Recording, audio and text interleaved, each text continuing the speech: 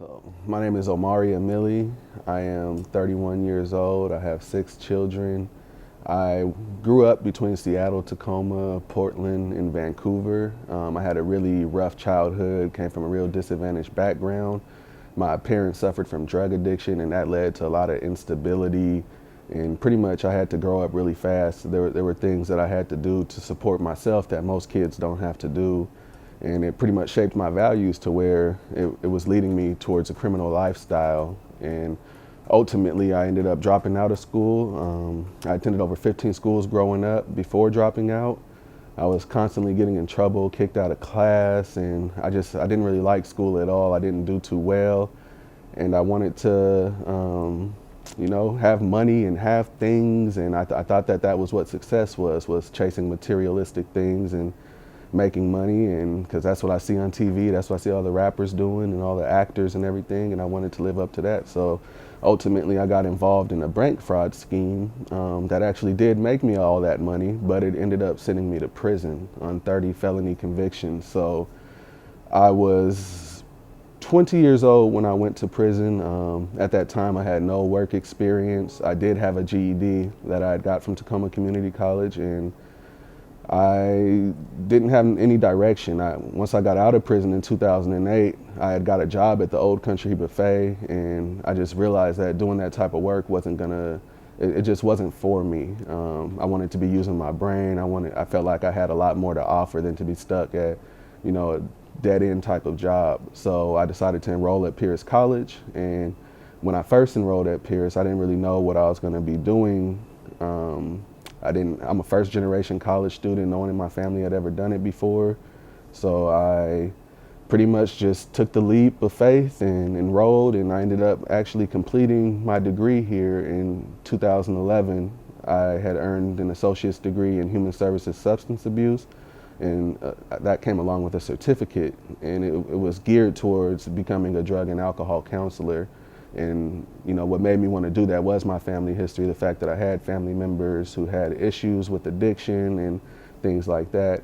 And ultimately I learned about the direct transfer agreements between schools like Pierce and University of Washington Tacoma.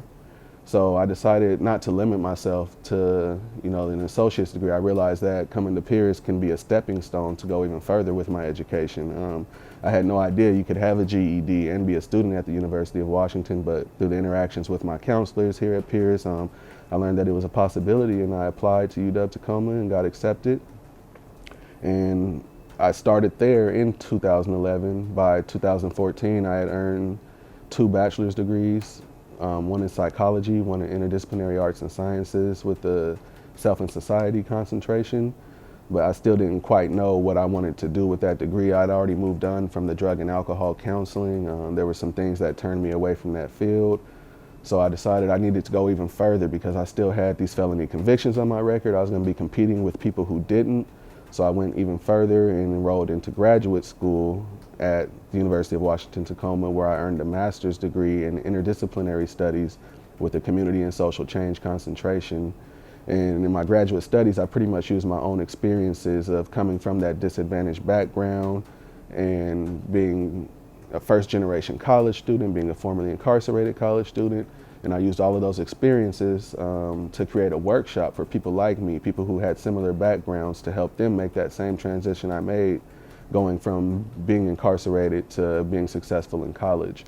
And I was able to complete that project. I'm now contracted with Tacoma Community College, and I just got brought on by South Seattle Community College to help people with those transitions. And it all started at Pierce. If it wasn't for Pierce letting me in with my GED and my 30 felony convictions and my rough academic background, then this would have never been possible for me. I feel like Pierce pretty much saved my life.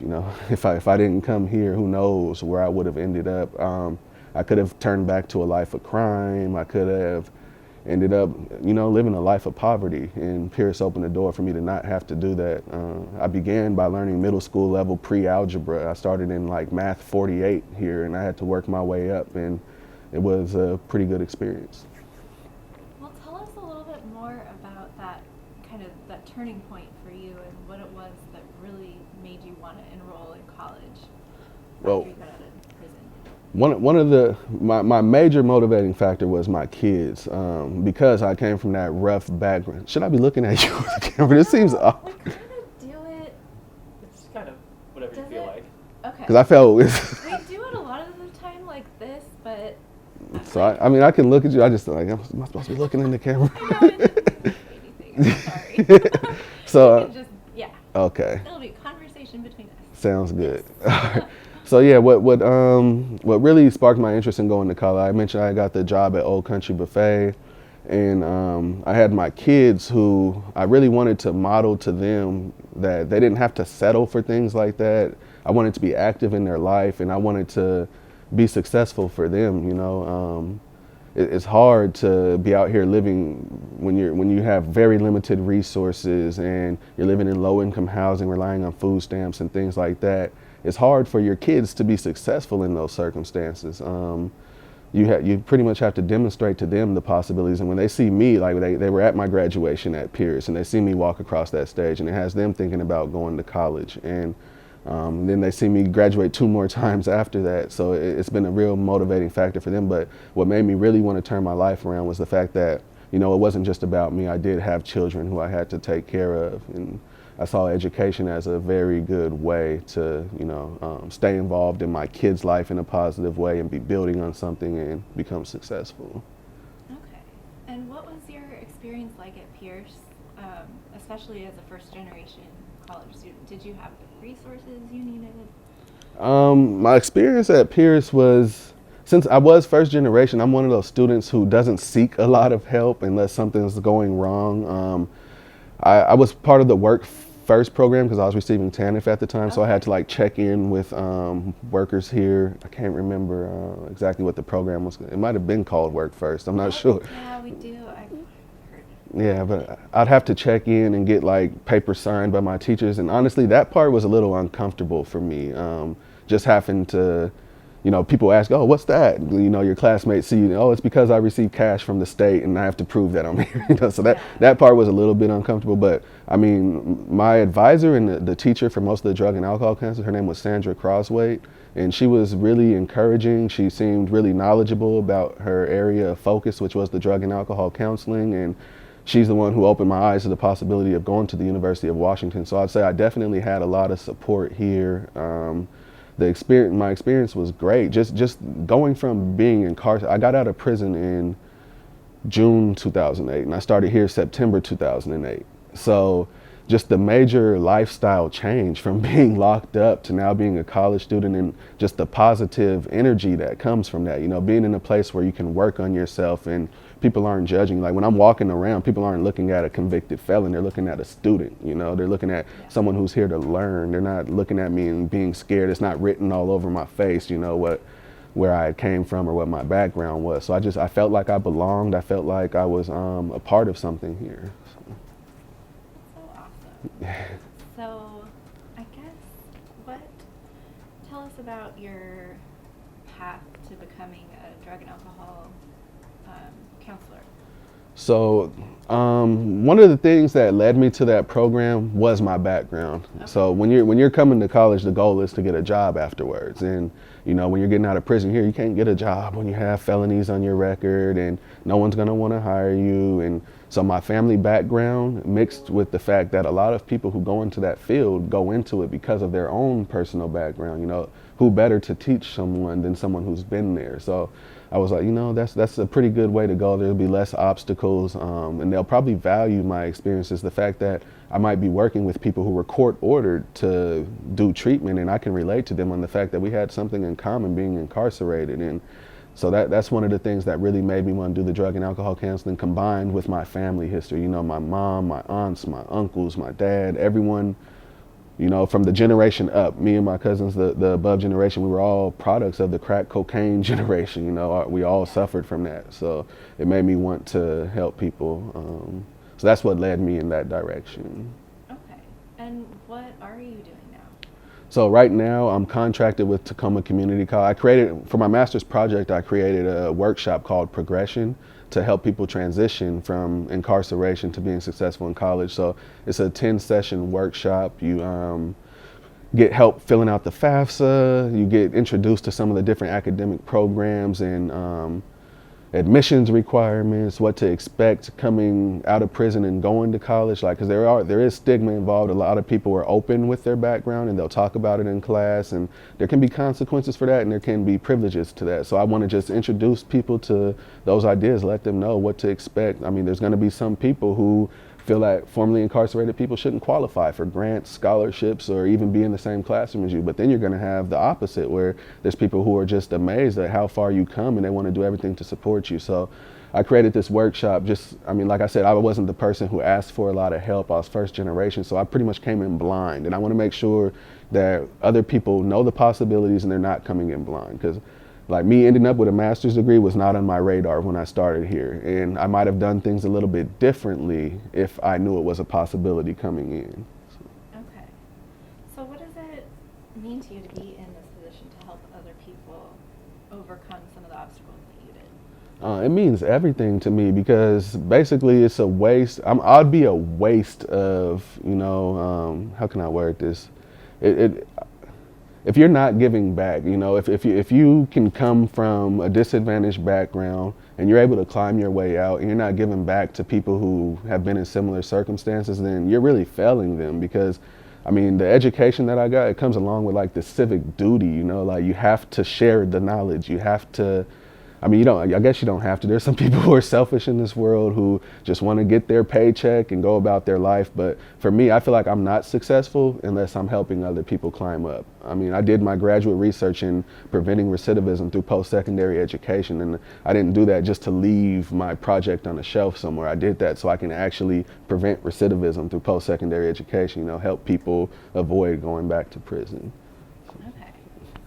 So I don't know, there's a lot of challenges that first generation students face, and I feel like it's not that common for them to go on, receive their bachelor's and then master's. So how did you do it is one question. What were some of your strategies for success, and what advice do you have for other first generation students? Part of it was I got really lucky. One of the, there's requirements to be successful. Like, you have to have transportation, you have to have a roof over your head. You can't have these major barriers. If you're worried about where you're going to sleep at night, how are you going to do your schoolwork? Or if you can't make it to campus, you can't make it to class, then you're not going to succeed. So I lucked into, when I got out of prison, I had my kid's mom got a vehicle right away, so we had transportation, and lucked into low-income public housing. A lot of the time you have to wait on these long wait lists and things like that, and I ended up just walking right into it, so I had that stability right off the top. So for some people coming out, they already have it. Some people have to work on it, but that stability is very important. You need to be able to just focus on being a student. And when you have kids as well, it's even more difficult. So it is definitely very hard. I had a lot of support from like kids' grandma. She'd babysit for me if she needed to. I tapped into all the DSHS resources like food stamps, child care. They've offered transportation assistance. Anything that they had to offer me, I would gladly accept it, because I know it only takes one area of need for everything to crumble, And I decided, because I could only work dead-end jobs pretty much, because that's all I was qualified to do. I didn't have any work experience. I had all these felonies. I pretty much was only going to end up like at a warehouse with a bunch of other felons or something. So I was like, what I'm going to do is I'm going to focus on school. I'll do a work-study job where I can work no more than 19 hours a week. That's about it. I don't want a full-time job. I'll rely on the financial aid, the loans, things like that to help get the bills paid. And I also had my kid's mom in my life who was working as well, helping pay bills. So that made it a lot easier for me. It took a lot of hard work. I mean, I was in school from 2008 and just graduated 2016. So wow. That's a really long time. It took a major, to climb from a GED to a master's degree, it definitely was. It took a lot of dedication and commitment. There's a lot of people who come out of prison, don't know what they want to do, and they're not really ready to make that commitment. That's why the recidivism rate is so high. There's a lot of people who, they're willing to go do another bid if they get an opportunity to make some quick money or to get high or whatever it is, they're just not at that place in their life where they're really ready to commit and then have action behind that commitment. And I was ready. I made the commitment. I had the action behind it. I knew with the 30 felonies that I had, I knew if I got in trouble again, I'd be going to prison for a really long time. So I felt like I had no choice, really. Yeah. So do you have any success stories with any of the students that you've worked with? Well, see, I just graduated 2 months ago, so I'm just getting started. Yeah. Okay, yeah. I'm just now getting started, but I've inspired a lot of students. Like there's students right now at TCC who I've talked to told me like, I'm only here because of you. I have family members who have enrolled at like South Seattle College, even pursuing GEDs, who told me like, I'm doing this because of you. Like if it wasn't for seeing your success, how far you've come, then I probably wouldn't do this right now. And like I just now got a job at South Seattle, so I have a sole proprietorship, which I contract for my workshop with TCC and other schools. And then I actually just got a job at South Seattle that pays me. They said I haven't got all the details, but it said it's at least $33 an hour. So like when I share this story with people who know where I came from, they know my whole family came from poverty, and it's like I'm able to climb out of that through education. How can you not be inspired? How can you not want to follow? So, I mean, that's my position, is that, I bring a lot to the reentry field because of my background. A lot of the people, they're former probation officers, they might be former prosecutors, or even current. I go to these community partnerships. There's a lot of people who are working to make recidivism lower. They're working to help the reentry process, but they haven't quite came from where I came from. So it's a little bit different. If you had just got out of prison and you wanted to be encouraged, do you want to be encouraged by someone who can't tell you what it's like, or do you want to be encouraged by someone who has actually been there? So I feel like I bring a lot of strength in that area. It's going to be hard for people to make excuses for themselves. Digging into my background and my experiences gives me a unique position with what I'm trying to do. Right. So what are some of your goals then? My goal is pretty much just to help. Now that I got this job and I have my business going and got some contracts, my goal is just to help as many people as possible.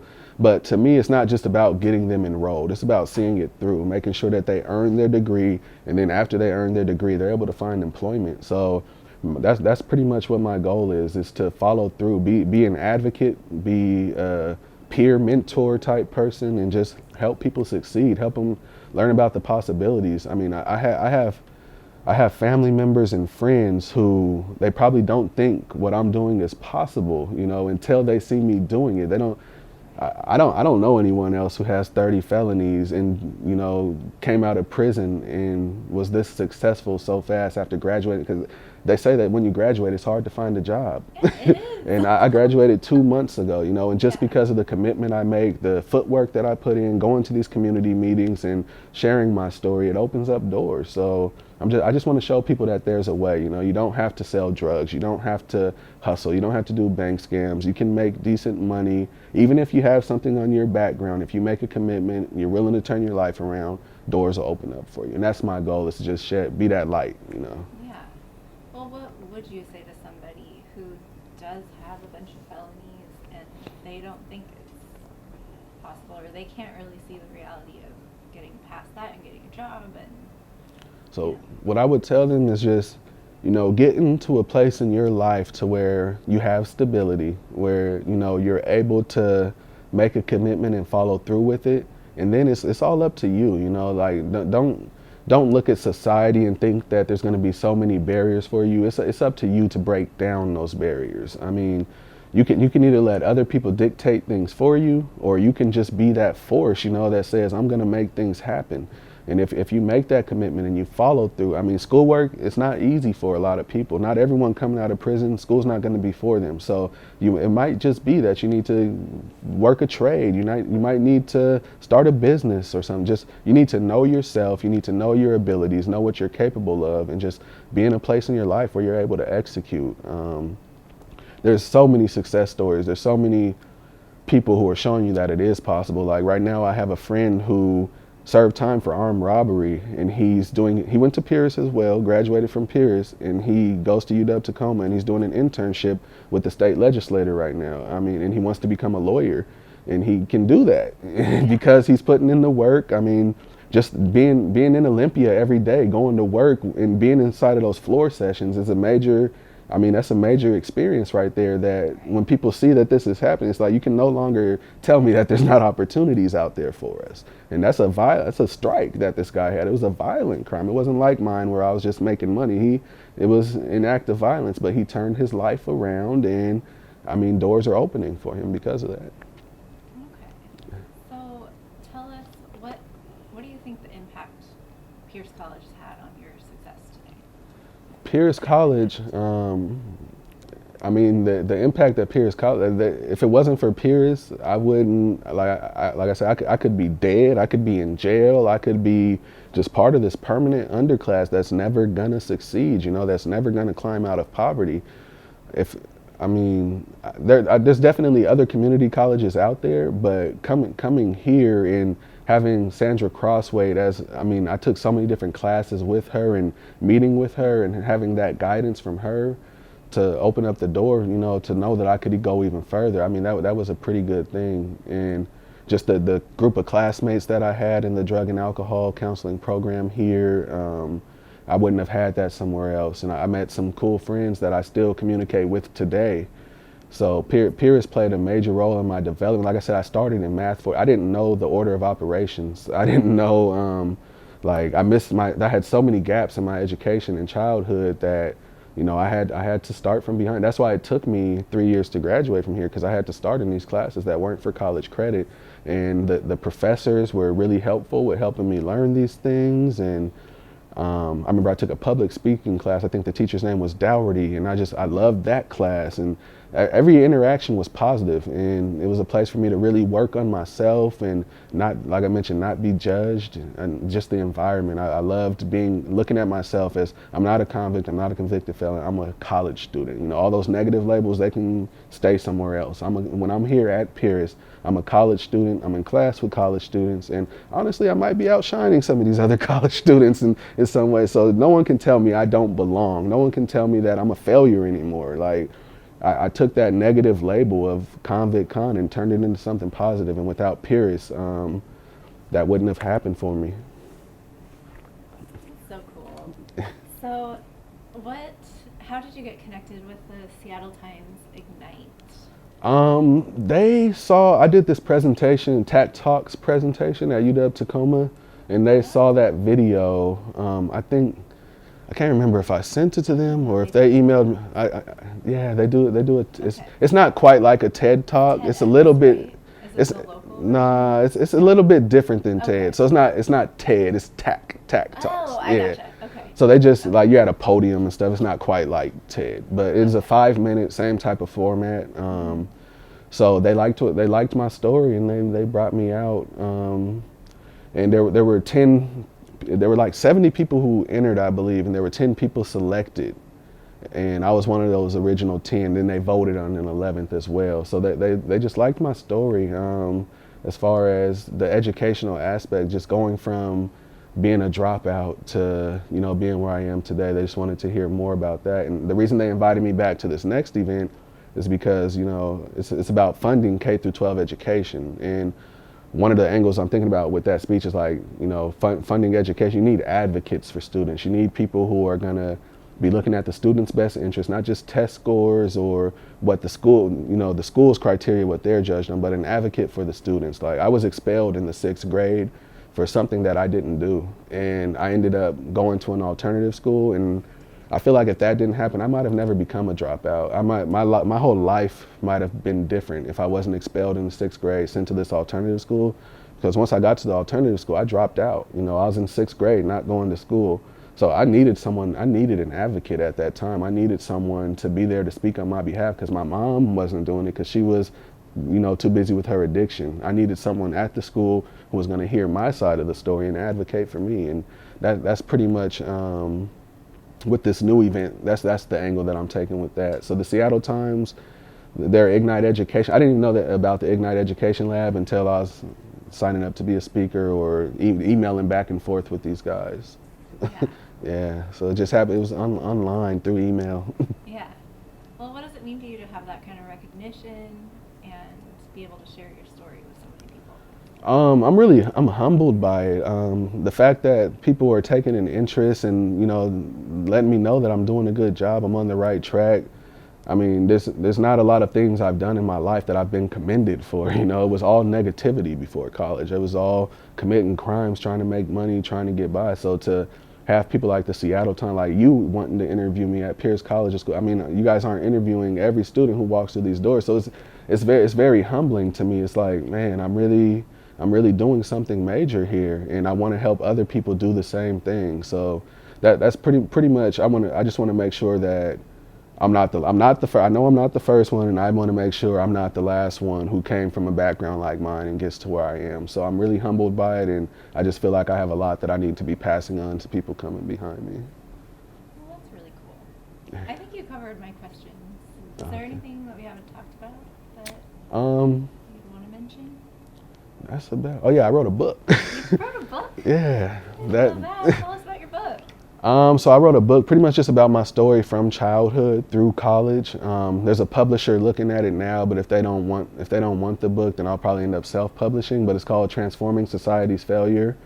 It's pretty much just one of those stories about one of those you can do it stories. Like I want it to be sent to people in prisons free of charge. I want it to be able to be read by people who can be inspired, not just to, okay, you read the story and you heard it, but I want there to be action. Let's let this story lead to action. If you're in the corrections industry and you read this story, let's let that, shape how you interact with people. If you're a teacher and you read it, let's let that shape how you interact with your students. So I really I want to make a difference through the book. That's why I like, let's get this story out there, and hopefully there's something that society can pick on from it, because we're trying to transform society's failure. Like, even though I went to prison, it is an individual act. An individual was convicted of the crimes. There were a lot of societal factors that led to that. There should have been interventions long before, I made it to that point. I mean, the risk factors were definitely there, and society we have to protect the youth. We have to shut down that school to prison pipeline. We have to make sure that people are succeeding, and it's a societal thing. It's not an individual thing at all, and that's what the book is about. Well, you have to keep us posted. Will do. For sure. Definitely. So I think I'm good. Do we have much time left on the? We got like half an hour. Oh, okay. Well, is there anything else? Are there any other books? Any? I'm working on a manual to help people, like how I want the book to be distributed. Also, a manual that pretty much teaches people about the exact FAFSA process, pretty much the workshop, but in a book form for people who can't make it to the workshop. Okay. So instead of me standing in front of a room, you just have some information in a book, because you might be in prison, you might be in work release and not be able to make it. So I just want to get that information. I plan on filming a documentary also about the transition from prison to college, because there's some people who, they like to see things visually and hear audio rather than reading or sitting for long periods of time. So I want to create as many outlets as possible to reach as many people as possible. But besides that, I don't think, this job at South Seattle. What are you doing at is it South Puget Sound? South Seattle. South Seattle. Okay. Yeah, I actually just got the call yesterday that I got the job. Yeah. That's so cool. So what I'll be doing is pretty much working one-on-one with people with a history of incarceration and being their advocate and their mentor and helping them. Like, if you're an employer and he's someone who I'm trying to help, instead of giving him your contact information, I'm gonna come contact you and I'm gonna try to build a relationship with you so that there's trust there, and I'll let you know, look, I have these people who are looking for employment. They're ready to make a commitment, but they do have this in their background and they pretty much need an opportunity. I'm vouching for them. I've been working with them and pretty much trying to just be a bridge. So a lot of people, they love to hand out these felony friendly employer lists, and I mean, that doesn't really do much for people. You need that engagement. You need someone who's going to actually be there with you to see it through and help you get in the place you need to be. So that's what the job through South Seattle is doing. And it's so perfect for me. I feel like everything happens for a reason, and like it's just weird the way everything is falling into place so quickly after graduating. Yeah. So is it some kind of like advisor type or counselor? I don't even know the job title or anything. I haven't seen a description. We've just talked about it. Okay. They might call it a navigator. I'm not Okay. sure though. I'm not possible. I mean, I'm not Okay. positive, but yeah. I mean, there's counseling aspects. There's Yeah. advising aspects. Because education, if they are interested in education, I'm directing them that way too. So Okay. yeah. Well, that's very cool. Thank you so much for coming down. Yeah, no problem. Thank you for inviting Very me. cool.